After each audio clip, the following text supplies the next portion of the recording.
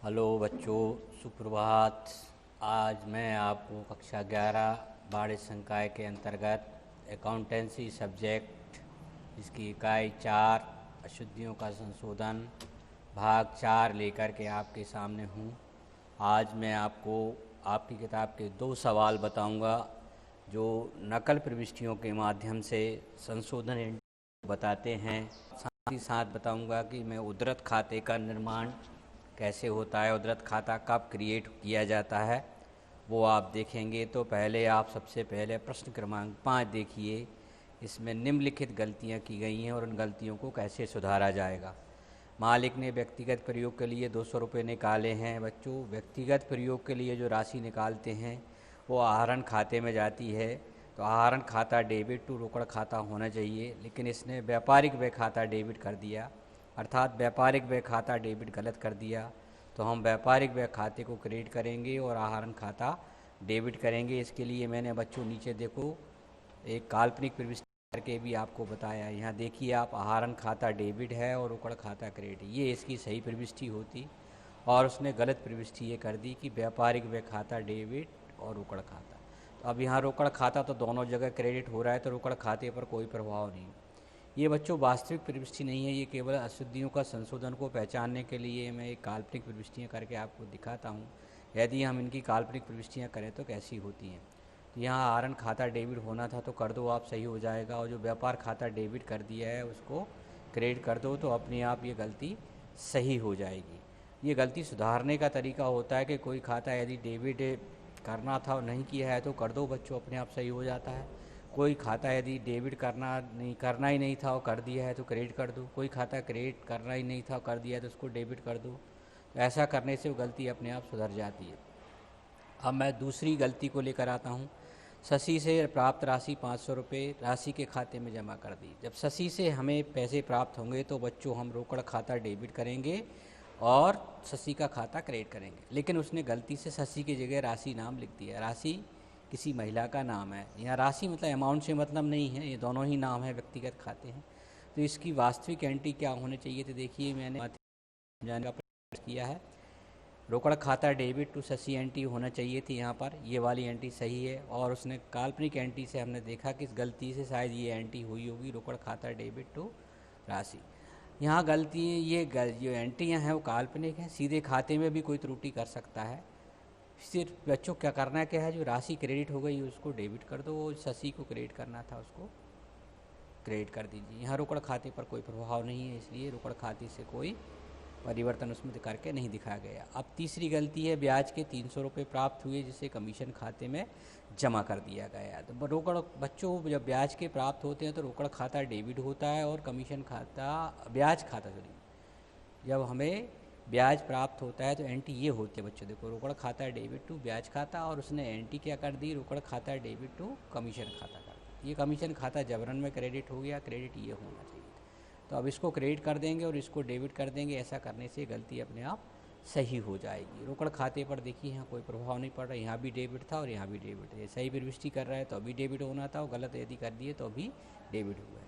But यहाँ ये खाता क्रेडिट होना था और ये खाता नहीं होना था, इसलिए डेबिट करें। ऐसा करने से बच्चों की गलतियाँ सुधर जाएंगी। अगली गलती क्या दी है, देखिए बच्चों, 150 रुपये की लेखन सामग्री नेशनल स्टोर से खरीदी गई है किंतु इसका लेखा नहीं हुआ है। तो जब हम लेखन सामग्री खरीदिए और उसका लेखा ही नहीं है पुस्तकों में, तो अर्थात इसका मूल पुस्तकों में कोई लेखा नहीं है। तो इसका सिंपल सा नियम है, यदि कोई गलती ऐसी है जिसका लेखा मूल पुस्तकों में नहीं हो तो उसकी वास्तविक प्रविष्टि हमें कर देना चाहिए। वास्तविक प्रविष्टि यदि हम कर देते हैं तो ऐसा करने से वो गलती अपने आप सुधर जाती है। तो लेखन सामग्री खाता डेबिट होगा और नेशनल स्टोर का खाता क्रेडिट होगा। ऐसे करने से बच्चों देखो ये सारी गलतियाँ आपकी सही हो जाएंगी। तो ये सिर्फ मैंने आपके समझने के लिए काल्पनिक चार्ट बनाया है, ये आपको नहीं उतारना है, सिर्फ समझने के लिए रहेगा। ये आप यदि बना लेते हैं तो ठीक है, लेकिन ये मन ही मन आपके दिमाग में ये चलना चाहिए कि यदि सही प्रविष्टि क्या है और गलत प्रविष्टि क्या है। जब तक आपको ये जानकारी नहीं होगी कि इसके सही लेखा क्या होगा और गलत लेखा क्या होगा, तब तक आप संशोधन प्रविष्टि नहीं कर। वास्तव में आपको उत्तर में ये लिखना है जिसको मैंने जनरल का प्रारूप बना करके आपको समझाया। ये चौथी एंट्री के लिए मैंने नोट डाल दिया है। यदि कोई लेन देन का प्रारंभिक पुस्तकों में कोई लेखा नहीं हुआ तो उसके सुधार हेतु ऐसे सौदे का मूल लेखा कर देना चाहिए, अर्थात संशोधन प्रविष्टि होगी, लेखन सामग्री खाता डेबिट होगा और नेशनल स्टोर का खाता क्रेडिट कर देंगे। ये वास्तव में उत्तर यहाँ से है बच्चों, ये आपको उतारना है। सवाल आपको नहीं उतारना है, फेयर कापी पर पेज नंबर सवाल नंबर डाल करके आप नोट कर लीजिए और फिर ये एंट्री कर दीजिए।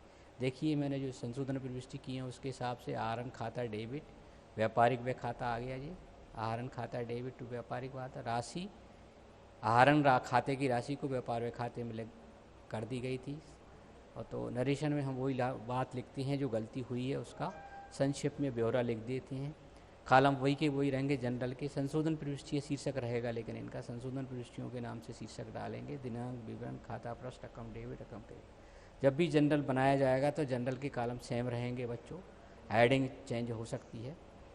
यहाँ राशि का खाता डेबिट है और शशि का खाता क्रेडिट है। देखिए शशि से प्राप्त राशि के खाते में जमा कर दी, नरेशन लिख दिया। यहाँ कमीशन खाता जो क्रेडिट कर दिया था वो कमीशन खाते को डेबिट कर दिया और ब्याज खाता क्रेडिट कर दिया। प्राप्त ब्याज की राशि को कमीशन खाते में जमा कर दी गई, ये राशि लिख दी गई और सही हो गई। यदि लेखन सामग्री हमने खरीदी है और लेखन सामग्री का एंट्री पुस्तकों में नहीं हुई है तो फिर बच्चों ऐसी हुई। उधार है, चूँकि संस्था का नाम दिया है इसलिए नेशनल स्टोर का नाम लिखा है मैंने, रोकड़ खाता नहीं लिखा है। तो ऐसा करने से बच्चों ये चारों अशुद्धियाँ आपकी सही हो जाती हैं और ये सवाल पूरा हो जाता है। अब बच्चों अगला सवाल जो मेरा है वो नकल प्रविष्टि और उद्धृत खाते को लेकर के।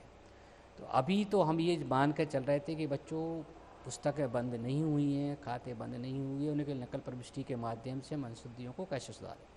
यदि पुस्तकें बंद हो जाती हैं और कोई गलतियाँ रह जाती हैं तो सीधा सीधा मतलब उसका ये होता है कि बच्चों उतनी राशि तलपट पर प्रभाव डालती है।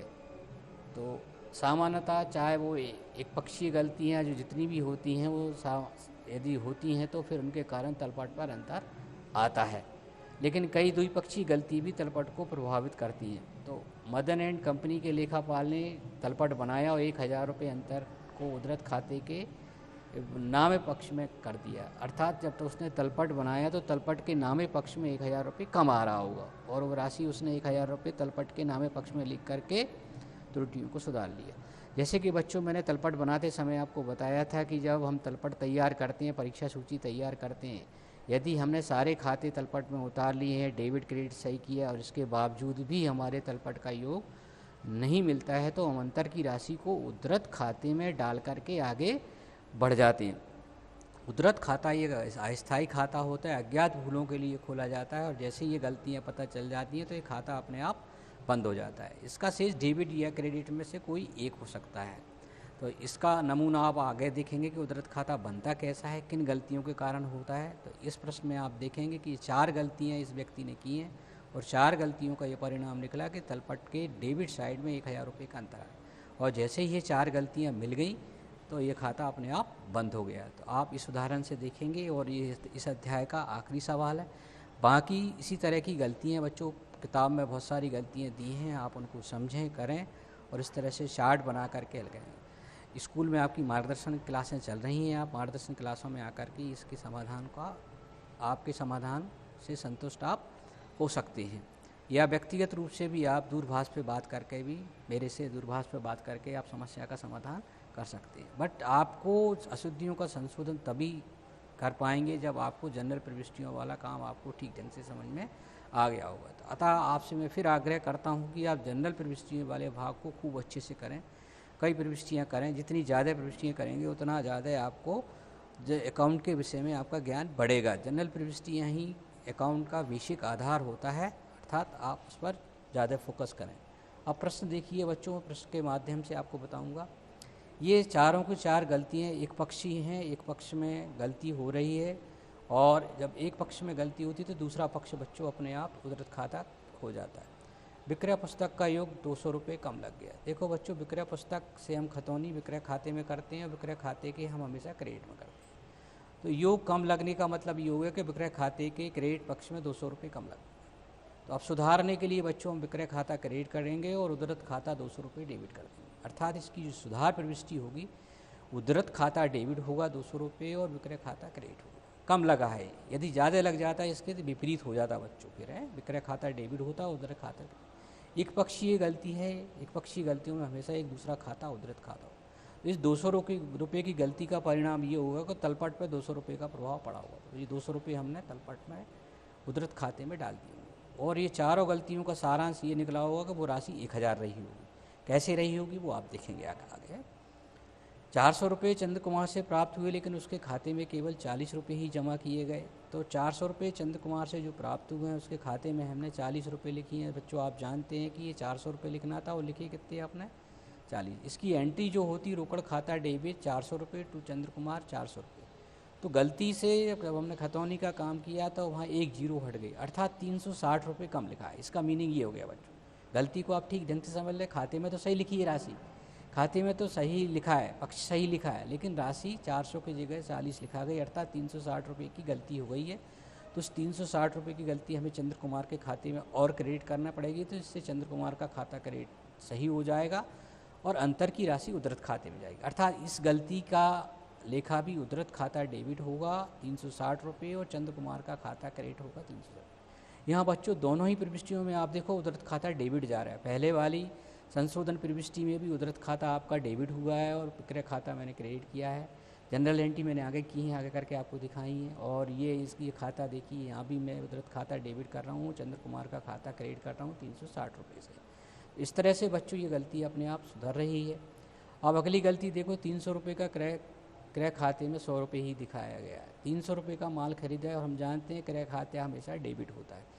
तो क्रय खाता डेबिट होता है तो क्रय खाते के डेबिट में हमें 300 रुपये लिखना थी और बच्चों हमने लिख के दे दिए 100 रुपये। इसका मतलब हमने क्रय खाते के डेबिट पक्ष में 200 रुपये कम लिखे हैं। पहले हम गलती को समझ लें तभी हम गलती का संशोधन कर सकते हैं। तो 300 रुपये लिखना चाहिए थे, 100 लिखे अर्थात 200 रुपये कम लिखे हैं। और हम जानते हैं क्रय खाता हमेशा डेबिट होता है, तो क्रय खाते के डेबिट में 200 रुपये लिखेंगे और उद्धृत खाते के क्रेडिट में हम 100 रुपये लिखेंगे। तो ये गलती अपने आप सही हो जाएगी। तो यहाँ देखिए, यहाँ उद्धृत खाता डेबिट हुआ था आपका, यहाँ 200 से, यहाँ 400 से, और यहाँ बच्चों कितने से हो रहा है 200 रुपये से क्रेडिट हो रहा है। अब ब्याज के 1360 रुपये दिए थे जो ब्याज खाते में लिखने से रह गए हैं, ये गलती देखो कैसे सुधरेगी।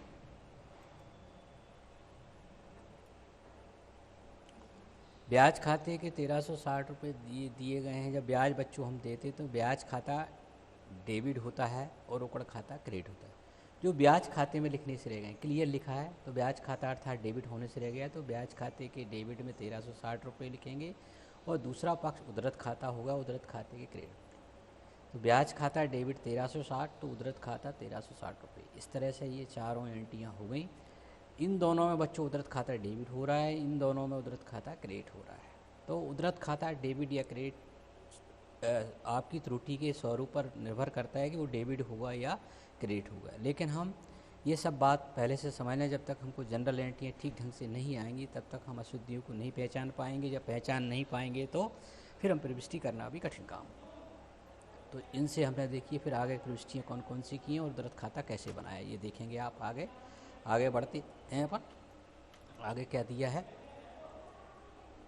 कैसे ये गलतियों को सुधारा गया है, ये देखिए।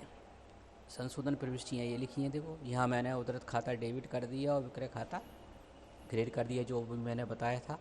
क्योंकि विक्रय पुस्तक का योग 200 रुपये कम लगा है, विक्रय पुस्तक से हम खतौनी विक्रय खाते में करते हैं, इसलिए विक्रय खाता क्रेडिट कर दिया उद्धृत। यहाँ ये ध्यान रखना है जितनी राशि की गलती हो वो राशि आएगी और एक पक्ष में आपका उद्धृत खाता है। विक्रय पुस्तक का योग 200 रुपये कम लग गया था, नरेशन लिख दिया। फिर चंद्र कुमार का खाता 400 के स्थान पर 40 रुपये क्रेडिट किया गया था, 360 से हमने देखो यहाँ बच्चों राशि आपको ज्ञात करनी पड़ी।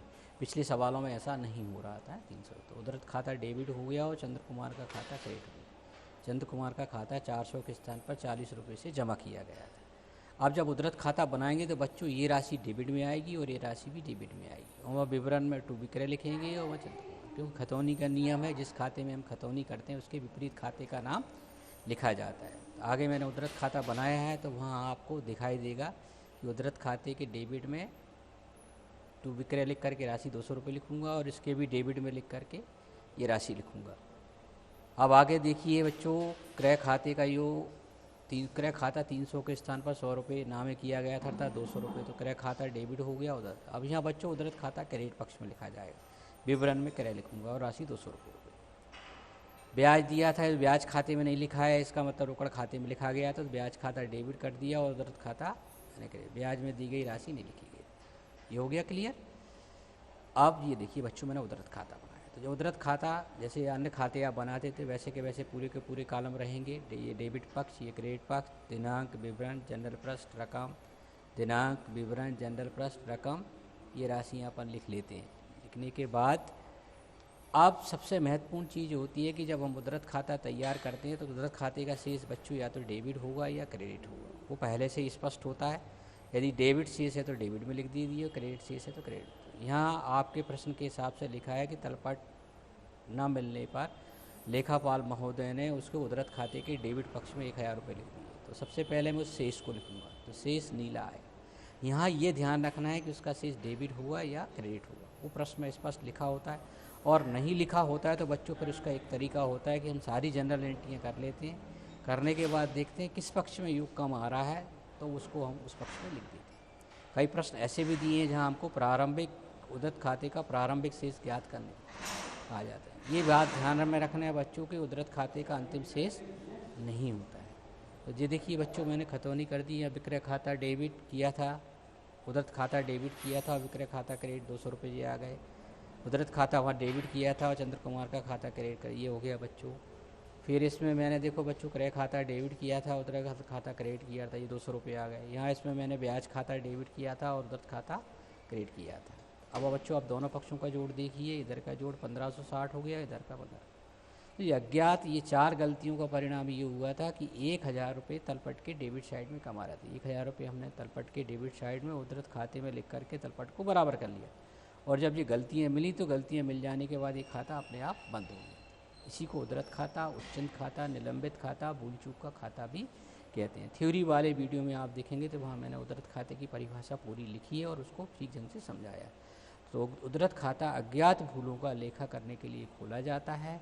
कई बार ऐसा होता है कि हम बार बार ढूंढने के बाद, बार बार खोजने के बाद भी हमें गलतियाँ नहीं मिलती हैं और उन गलतियों का पता नहीं कर पाते हैं। तो ऐसी स्थिति में हमें तलपट बना करके अंतिम खाते बनाने होते हैं। तो अंतिम खाते बनाने के लिए हम ज़्यादा इंतज़ार नहीं करते हैं, तो उन अज्ञात भूलों का लेखा करने के लिए एक अस्थायी खाता खोलते हैं। इसको उधरत खाता, उच्चंत खाता, निलंबित खाता, सस्पेंस अकाउंट या भूल चूक के खाते के नाम से जाने थे बच्चों। इस खाते का प्रकार अस्थायी प्रकार होता है, अस्थायी प्रकार का होता है। और जैसे ये गलतियाँ मिल जाती हैं तो ये खाता अपने आप बंद हो जाता है। इसका नमूना आप सामने देख रहे हैं कि किस तरह से ये खाता बंद हो गया। ये एक ऐसा खाता होता है जिसका शेष अंतिम शेष नहीं होता, प्रारंभिक शेष होता है। प्रारंभिक शेष डेबिट या क्रेडिट में से कोई एक होता है। जैसे ही गलतियाँ मिल जाती हैं खाता अपने आप बंद हो जाता है। ये उस परिभाषा में मैंने आपको लिखा है। शायद आपको ये बात अब स्पष्ट हो गई होगी कि उधरत खाता कैसे बनता है, क्या परिभाषा होती है, कब खोला जाता है।